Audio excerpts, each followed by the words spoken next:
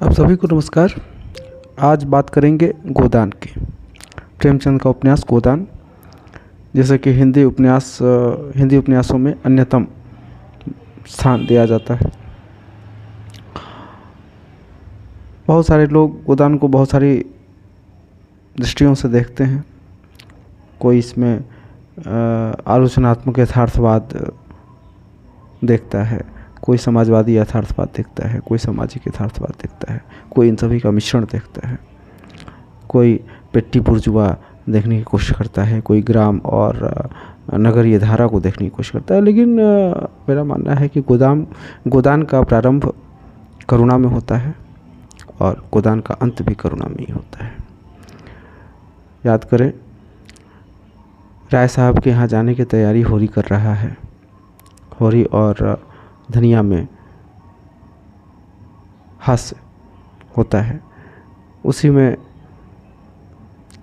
एक जगह वो यह भी बोलता है कि मर्द साठे पर पाठा होता है, और तुरंत बाद थोड़ी सी हंसी में ही बात आगे बढ़ती है तो वो बोलता है कि धनिया साठे पर जाने की नौबत ही नहीं आएगी। धनिया का मन शंकित हो उठता है और वास्तव में होरी साठे तक नहीं पहुंच पाता।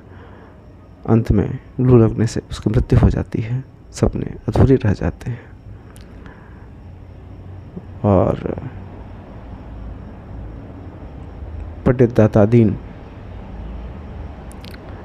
गोदान कराने को कहते हैं, लेकिन धनिया के हाथ में सुतरी काटने से जो 4 आने आए हैं वही है गोदान का पैसा, वही है गोदान की राशि।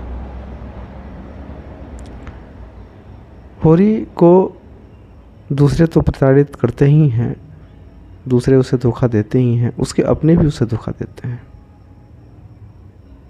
याद रखें, हीरा उसका छोटा भाई है, वही उसकी गाय को जहर देता है और उस गाय को जो कर्ज लेकर के खरीदी गई है, उस कर्ज को चुकाने से होरी के जीवन का कुचक्र, जो कर्ज का कुचक्र है, शुरू होता है और उसी कुचक्र में ताज़िंदगी वो फंसा हुआ रह जाता है।